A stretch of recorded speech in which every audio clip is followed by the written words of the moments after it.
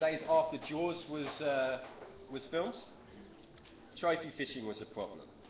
Great white shark is a big shark, and there was a high price for catching one. So lots and lots of the big great whites were fished out from waters across the world in the 70s and the 80s. It's not so much of a problem with great white sharks now they're protected, but it is still a problem with other species of sharks. If they're caught for trophies, for people to hang their jaws and teeth on the walls at home, then it is going to really deplete the shark stocks across the world. Furthermore, because of the impacts from the other industries taking so many sharks as well.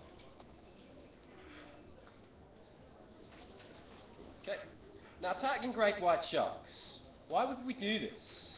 And what more than that, what can we learn from doing it? And how can we use the knowledge to further protect these animals and keep them alive in our oceans? Well, that's some of the things that I'm going to cover in the next few slides now. Starting with the most basic of tags, streamer tags. These were developed in around the 80s, and they've also been used in a slightly different method for tag and release with smaller species of sharks. What basically happens is you tag your shark with a tag with a colour. So you could have red, green, blue, or red, red, red, or red, yellow, blue. And you'd have a log sheet, and you would write down which shark you tagged with red, green, blue, and then you would write down however often you saw it. They tag the shark around here, near the base of the dorsal fin, and those tags would stay in place sometimes for a couple of years. The problem with the streamer tags, I mean, they're very good for recognizing sharks, but they get fouled up. When something's in the ocean for a long time, algal stuff starts to grow on it. We call this fouling. And if you look at the picture of this shark, you can see, you can't really see any colours from the tag. All you can see is there's stuff growing on it. And that's the problem with streamer tags, is that you only can recognise your colours for about a couple of months. And then they get fouled up, and you can't recognise your shark anymore. What we have developed, though, in the last 10 years, are dorsal fin IDs. Scientists first did this by taking the photo of the great white shark's dorsal fin, and they noticed that they were quite unique and distinctive. So nowadays, every shark we see, we try to get that fin shot off, and you can recognise the sharks year after year, seasonally, as they come back to the bay. In Hansby, we've got a record for about 4 years now, and we see a lot of the same sharks coming back in a seasonal trends. For instance, we have one shark called Nemo. It's a very distinctive shark. This guy has a missing tip to his dorsal fin, and he's also missing his left pectoral fin as well. This shark I first saw on my very first cage diving trip in 2007, and it is in Jebir's Dam in Hansby right now as well. It comes and goes seasonally. We see it at the island a bit earlier in the year, and by September time it moves into the shallows, and it will probably move on again by November time.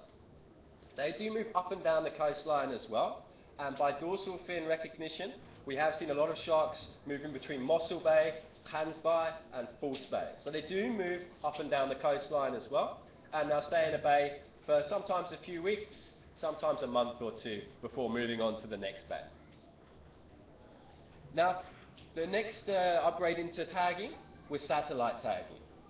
Now, there's a couple of problems with satellite tagging a great white shark. As you can see, it's a pretty big animal, but the real problem with satellite tags is that they will not transmit through water. You can't send the satellite signal through the water. So what they developed was a method of tagging the shark so that the tag sat at the top of the dorsal fin, and then when the shark's dorsal fin broke the surface, it would transmit to the satellite and give you a position on that shark. Now the problem being is, how do you get a tag to the top of the shark's dorsal fin? Well, what they had to do was catch the sharks. So they would catch them using a hook into the side of the mouth and bring them into a cradle, like you can see right here in this picture. And then they would screw in the tag to the dorsal fin. Now these tags were developed by NASA, so that they would pop off after a year. So the tag goes in, as you can see in the picture, screwed in, and then after a year that will pop off, and you would have already got your data every time this dorsal fin has broken the surface.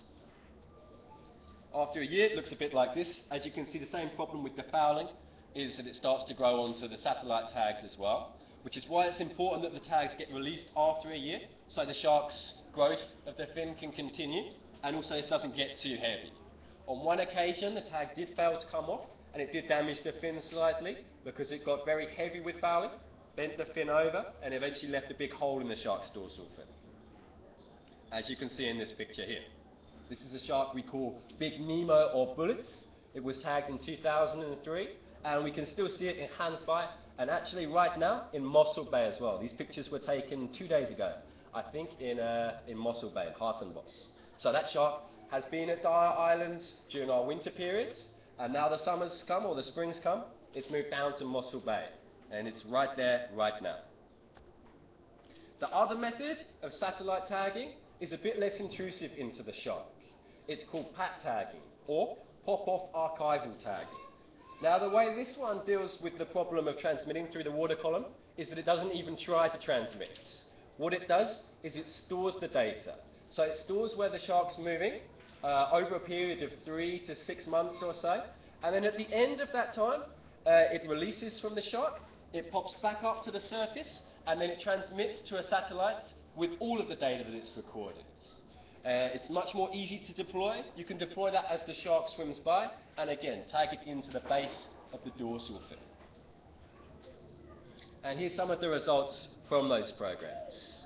So the ones with the tag on the top of the fin, the spot tags as they're called,